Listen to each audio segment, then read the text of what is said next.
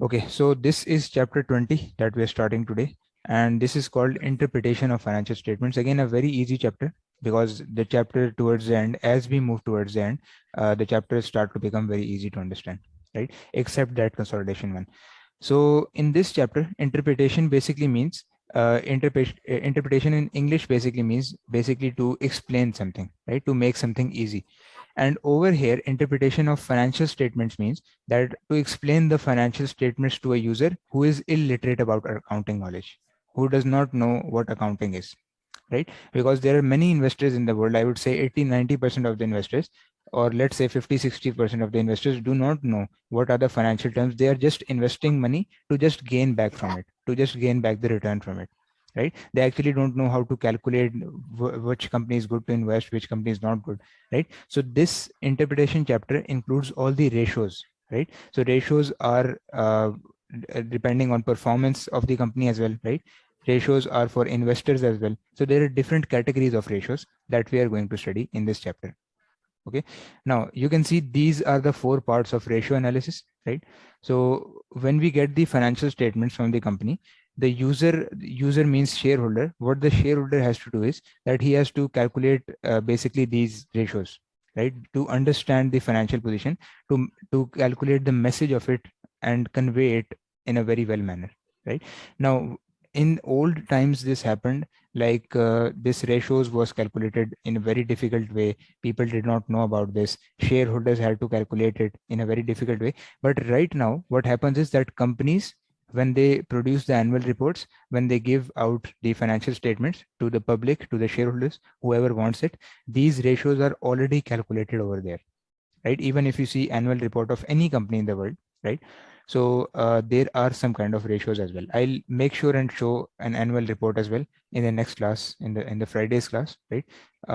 Sorry, on the Monday's class, the tomorrow's class, so that you know that how companies calculate the ratios and all of the things, right? They are divided into 4 parts, right? The first part of the ratio analysis is profitability. So profitability ratios are those ratios who measure basically how much profit is earning, the company is earning, right? Now secondly, we have liquidity. Liquidity is basically, we'll understand this word a bit more once we dive into this. This is a small topic, a mini topic. So basically, let me give you an introduction. What happens is that whenever every company is liable to debts, right? And I told you that many of the companies choose debt over the shares, because debt in some cases becomes very cheap, right? In shareholders, we have to reach out to shareholders, do everything, right? But in what happens in debt is that we have to uh, take loan from bank and give them permanent interest for several years, right? So in liquidity, what happens is that it is basically how quick a company can convert its assets into cash. So that this happens because if company, for example, goes into bankruptcy, if company cannot pay off its debtors, its creditors, right? The payables and the bank, let's say if it was taking a loan from the bank. So liquidity is basically how quick a company can convert its existing asset into the cash. So this is liquidity. So basically assets are like ice, right? When we melt the ice, it becomes liquid, right? It becomes water form. So this is the explanation of liquidity, but we'll understand it a bit further as well as we study this topic as well. Now after that, we have efficiency. Efficiency basically means that how much the labor is working, how efficiently it's working, how efficient are the machines working, how efficiently we're calculating, how efficiently the machines are generating the return against the capital that we are employing, right? So all of these ratios are covered under efficiency. And finally, we have position. Position basically means the investor ratios, right? So this position part contains all the investor ratios. Efficiency, what was doing? So in efficiency, I told you that what happens is, the word of efficiency, it basically means to produce more output from less input as possible, right? So efficiency has many ratios, like how much machines are generating assets in how much way, and let's say how much efficient is the labor. So there are percentages and ratios and fractions about that, right? So this is for the So how efficiency much of output? operations. Okay, so how much output a company can make? from less input, because the less the input you generate, you put in, the more the output you get, the more efficient the company is, right? Same is with you can say cars as well, airplanes as well, everything. The less fuel you put, the more mileage the car gives, so that means the car is efficient in this way, right? So this covers a very wide aspect, and we will be covering all these four parts in this one. Mhm. Okay, now over here it's giving an introduction. First of all, let's read it from here. So financial statements on their own are of limited use. If you were to identify that business has made profits of 1 million, what does that tell you about the business, right? So it's trying to say that only numbers do not make any difference. The meaning of number is more important over here. What does the number want to tell you, right? So this is the focus of interpretation over here. So does it suggest the business is a success? It might, but not if the previous year they made profits of 50 million. Obviously, we have to compare it from previous years as well, right? And their closest rival earned profits of 60 million, right? So all these factors are to be considered over here. It is important that users of financial statements can interpret the financial statements to be able to draw out valid conclusions. Typically, this involves the use of comparisons to prior years. So that means, let's say this year we had sales of 6 million, last year we had sales of 10 million. So this seems that sales have decreased, right? So it's comparing as well from previous years, forecasts and competitors. So forecast means that we are comparing this year to the future years, right? Like if we say that if our sales have gone down for 4 million, if we continue working at this pace, our sales will further go down, right? It's basically a proactive approach. We are thinking about the future beforehand, right? And competitors as well, we need to consider the competitors as well, because we need to have a competitive advantage in front of them. So users can compare sales, expense figures, asset and liability balances, and cash flow to perform this analysis. So this was basically the introduction for this.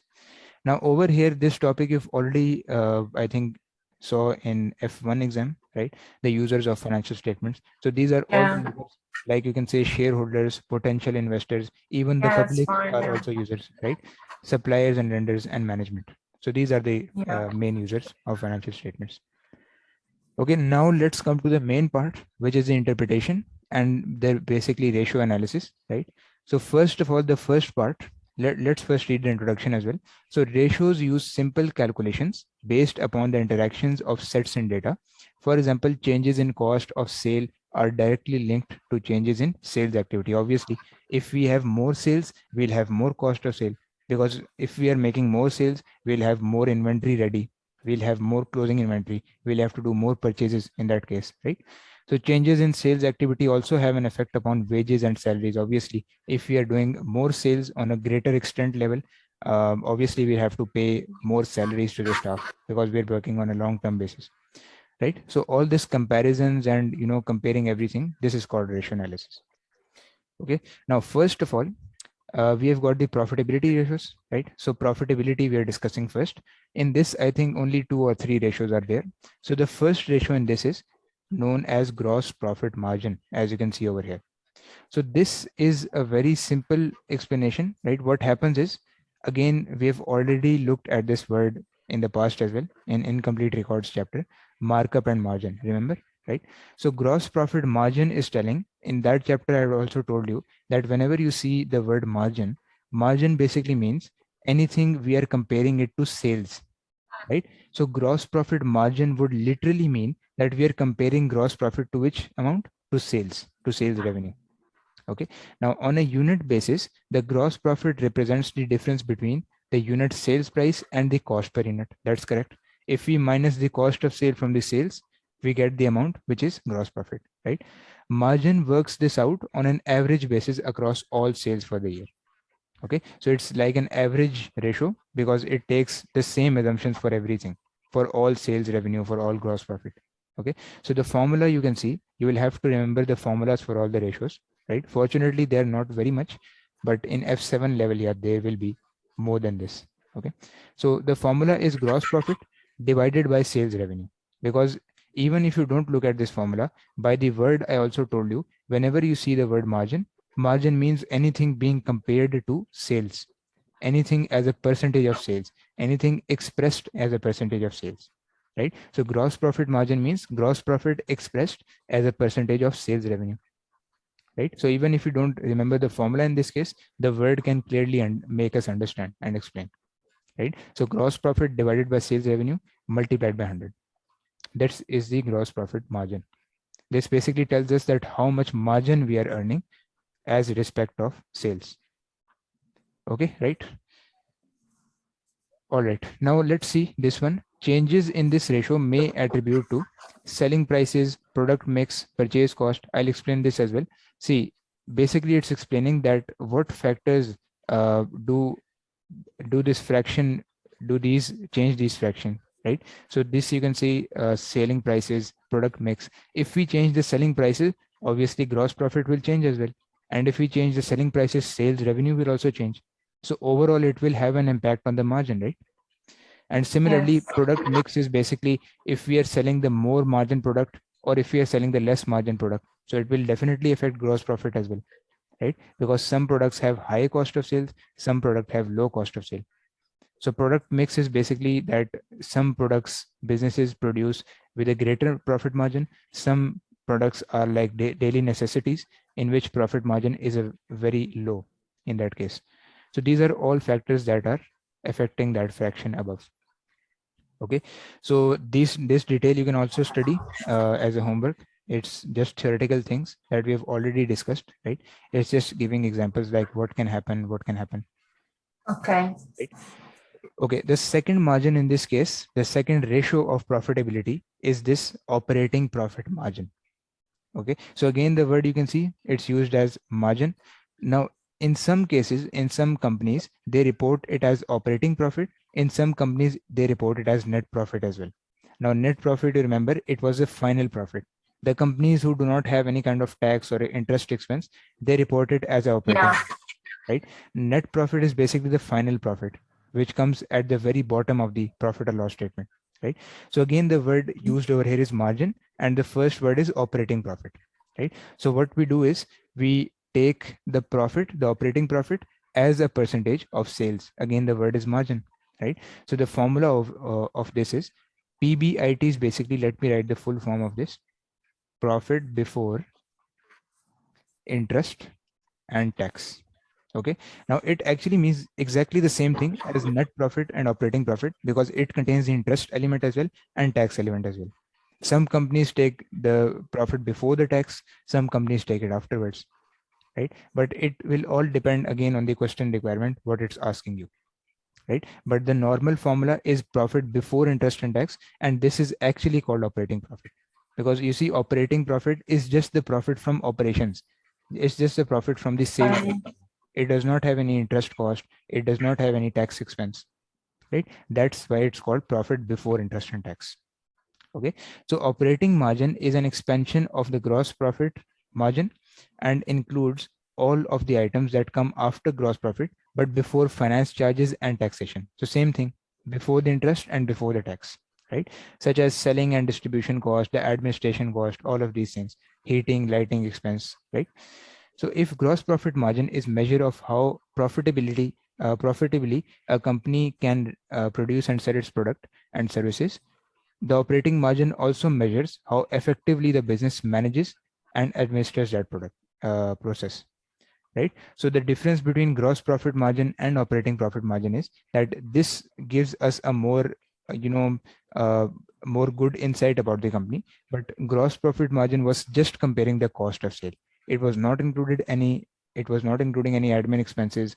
There was no distribution cost. There was no other kind of expenses. Just the cost of sale, which includes the inventory and purchases. That's it, right? So this is the difference between these two ratios. Okay, so these are the figures which also influence that fraction that we have just studied over here, the ratio. So changes in employment patterns. If employment patterns are being changed, the wages and salary will be going up and down, right? It will be very volatile. So in that case, obviously, the net profit will be changing because it will have the effect of other expenses as well, right? Changes to depreciation. Obviously, if you're changing depreciation as well, if the market value has increased, if there is any kind of revaluation, we will now have to apply depreciation on the revalued amount, right? So this will also have an effect on profit, the net profit, right? Significant write-offs of irrecoverable debt. If there are more people, the allowance we have increased very much. Now the people are becoming bad debts in very high frequency. So in that case, profit will definitely be affected, right? So all of these is the explanation of that one. Again, this you can also read. I'm just trying to keep things simple. This is just the explanation of this. Probably it's the same things that we have discussed, right? It's just telling the influence of that, the effect of that. Now Okay. the third profitability ratio is basically called ROCE. In short form, it's called ROCE as well, right? So what does ROCE stands for? It stands for return on capital, return on capital employed. So this is the full form of ROCE, right? This is also profitability ratio, because you see in profitability, what did I tell you? That how much return is the company generating? Because profit in easier words is called return, right? So return on capital employed is a very good example of profitability ratio, right? So this is an important analysis tool, as this allows users to assess how much profit the business generates from the capital invested into it. So the explanation of this will be, it's exactly as explained by the word over here, return on capital employed. So it basically explains us, for every $1 that we are investing in the company, for every $1 that we're investing, how much return are we getting out of it? Let's say, let's take an example. Out of every $1 going into the business, it's generating, let's say, $0.3 profit out of it. So we can say that return on capital employed is 30% over here, because out of every $1, Yeah. 0.3 30 cents is the profit in this case. And same thing is explained over here. You can see in simple terms, ROCE measures how much operating profit is generated for every $1 capital invested. Right now, the formula of this is operating profit divided by the capital employed. Same thing that we did over here. This was the profit, right? And this was the capital employed, right? So if we divide these, we get the return on capital employed. And we Okay, one moment. I'm just writing this down. Yeah, sure, Sorry. no problem.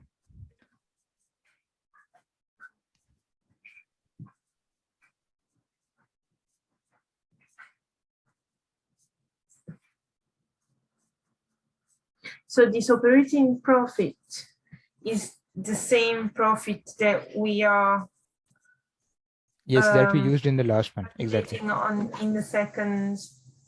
In the second ratio, yes, exactly. It's the same one. Okay. Because Okay. in some cases it will be operating profit, and in most cases this will be called the PBIT. So you can call it operating profit or PBIT, both means the same. The profit before interest and tax. Okay. Okay. Done. Okay, right. So over here, now the difficult part in this is the capital employed. Some students get confused which one to take, which is the capital employed. So this study text has made it simple over here. These are the two formulas that you can apply, and depending on the situation, you can calculate easily the capital employed. Now, if we understand just these formula, it will not be enough.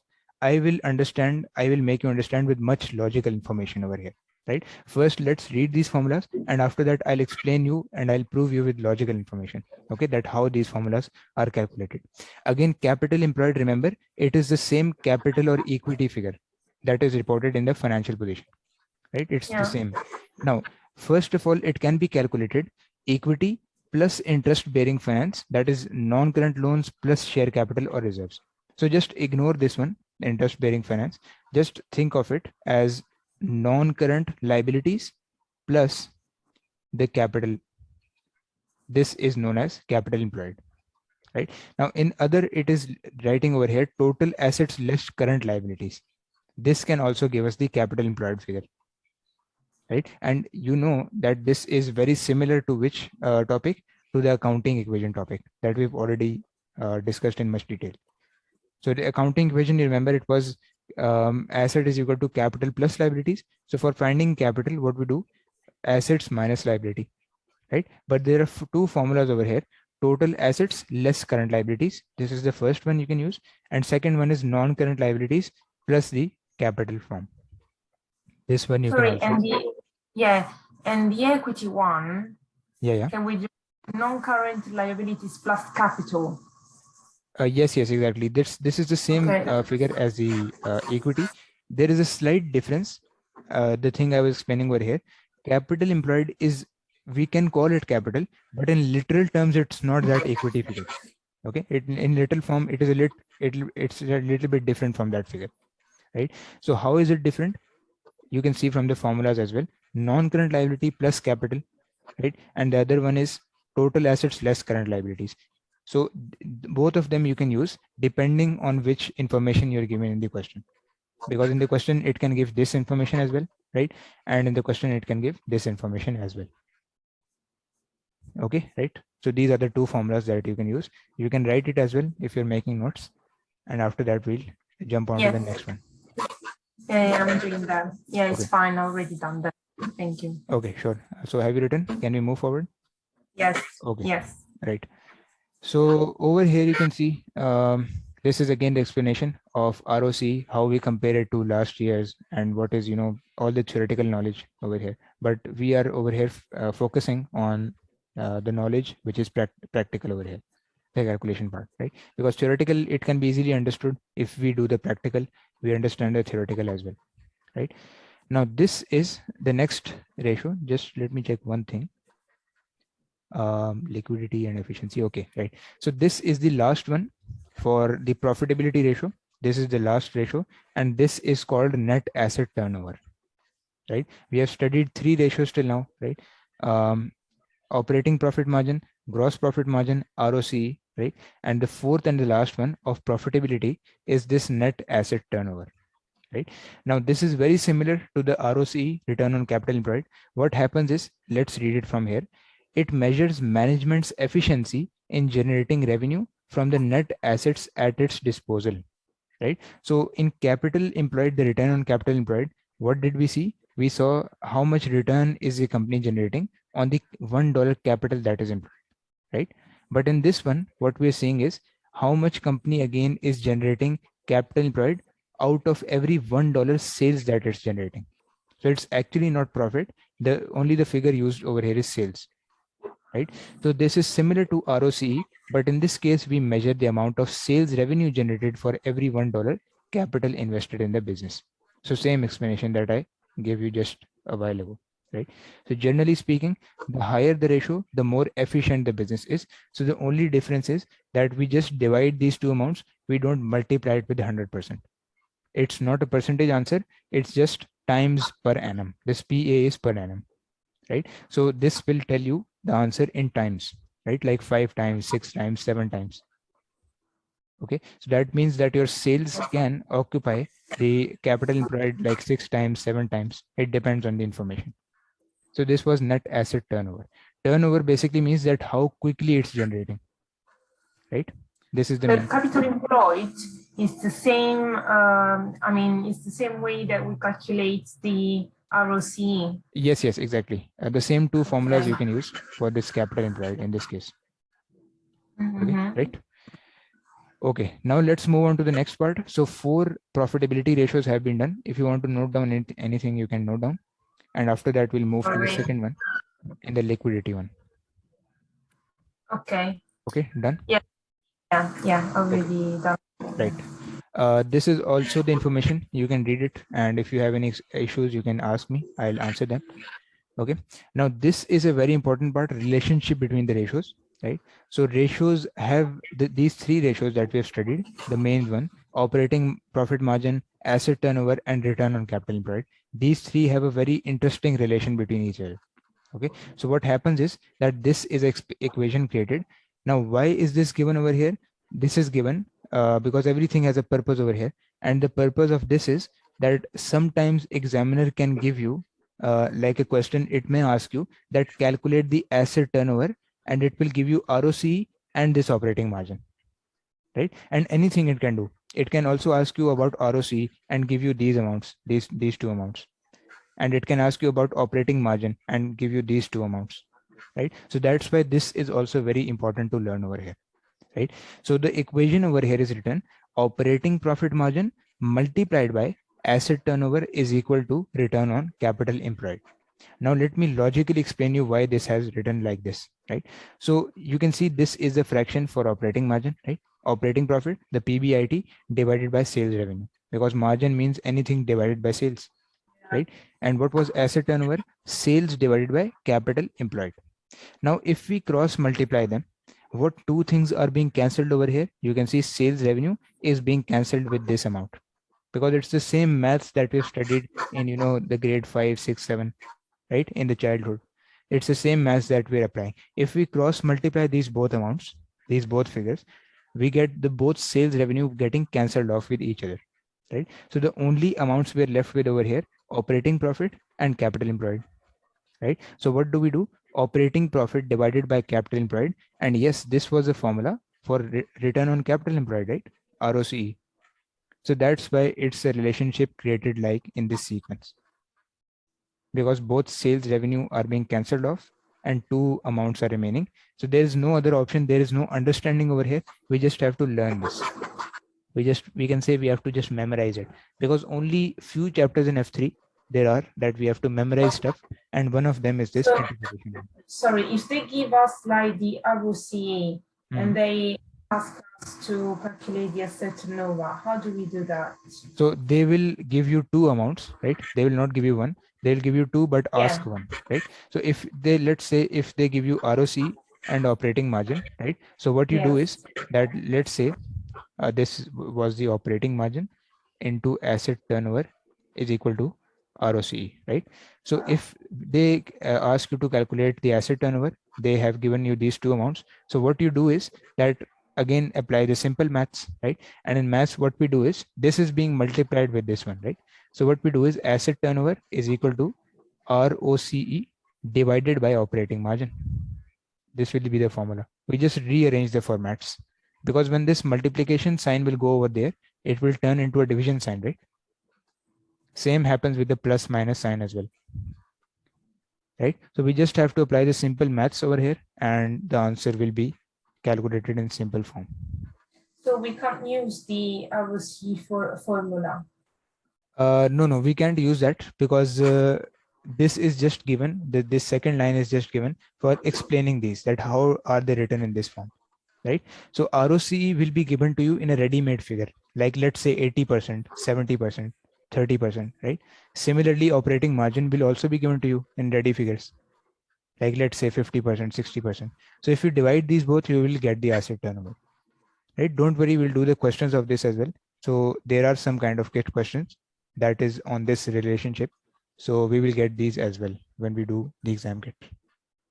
Okay, just Okay, one right. moment. Okay, sure. Write down.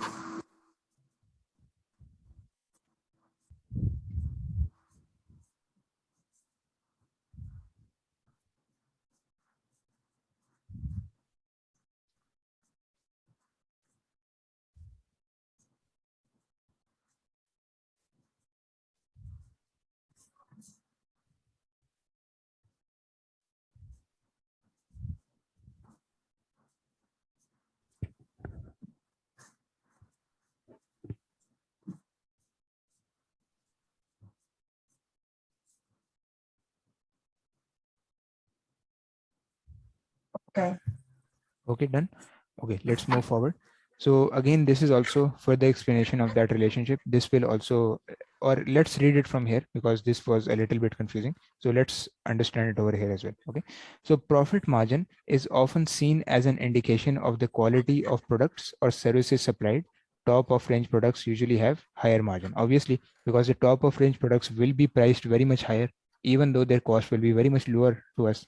So let's say if their cost is 1,000 to us, to the company, and we're selling it for 10,000, so you can see $9,000 is just straight profit, right? So this is what the profit margin is telling. Asset turnover is often seen as a measure of how intensively the assets are worked or how efficiently they are used to generate revenue. So this is the explanation of asset turnover, like how hard are the assets working for producing for generating the revenue that they want, right? And how are they performing against the capital that we're employing, right? So a trade-off often exists between margin and asset turnover. That means different businesses can actually achieve the same return on capital employed.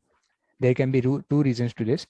low margin businesses, that is food retailers. Obviously food has a much lower margin in the world, right?